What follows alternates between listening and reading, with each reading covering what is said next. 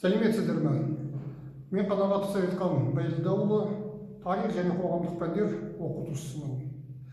Бүгін Қазақстан тарихы сабағынан өтетін тақырыбымыз 19 ғасырдың басындағы әкімшілік реформалар. Қазақ жерлерінің Ресей құрамына кіруі, Ресей патшасының ежелгі арманы қазақ жерін отарлап алу саясатын жүзеге асыруға мүмкіншілік туғызады.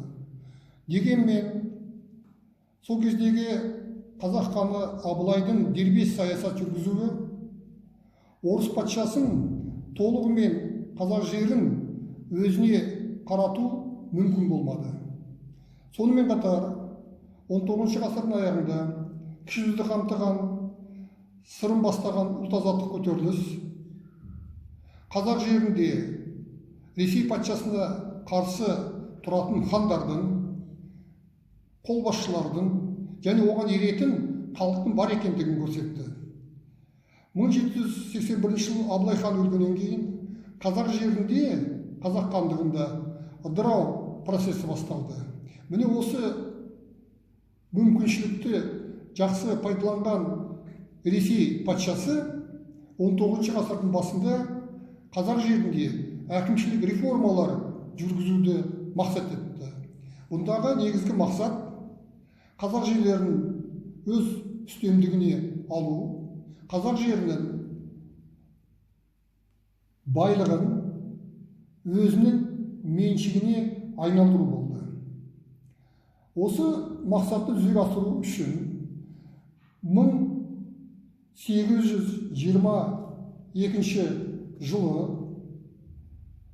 омбы генерал-губернаторы Спиранскийдің басшылығымен Сібір қазақтарын басқару туралы жарғы қабылданды.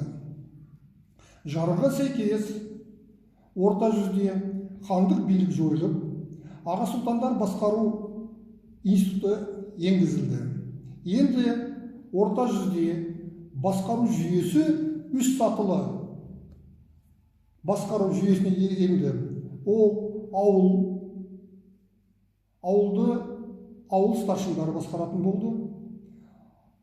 Ауыл болысқа қарады. Болысты сайланып қойылатын болыстар басқарды. Болыстар округтерге бағынды. Округтерді аға сұлтандар басқарды.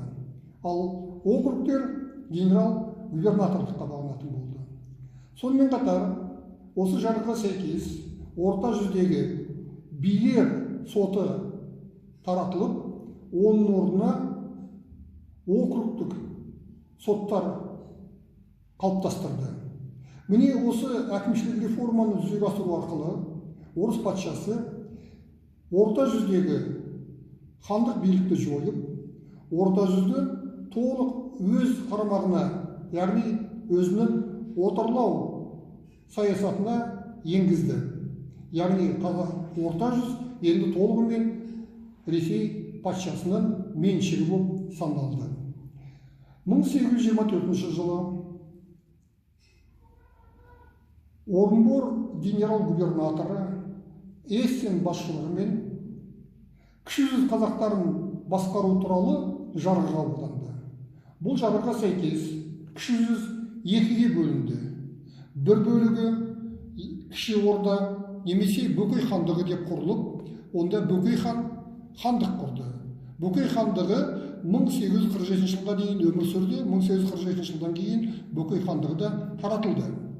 Ал кіші жүздің екінші бөлігі Астрахан губерниясына берілді.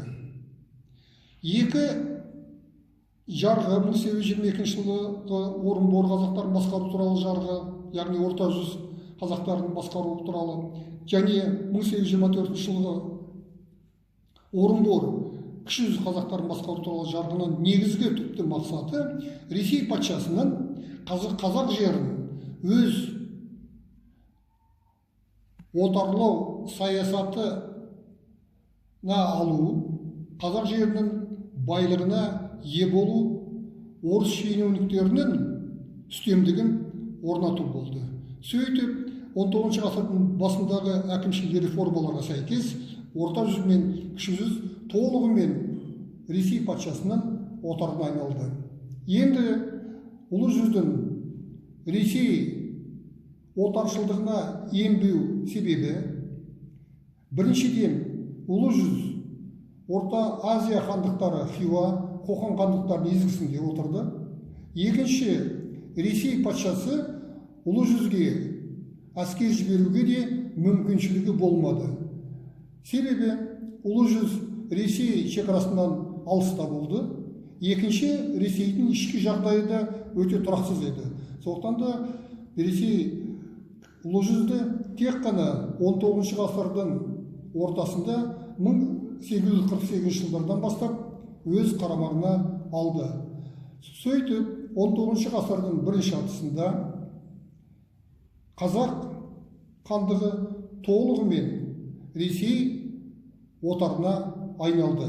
Міне осы отаршылдыққа айналуы қазақ хандығының ұзақ жылдар Ресей патшасының үстемдігінде кейінгі жылдары 70 жылға жуық, 1917 жылдан бастап Кеңес одағының құрамында, яғни Кеңес одағының бұратана немесе отар еліне айналды. Қазір балалар мен сендерге бүгінгі өткен тақырып бойынша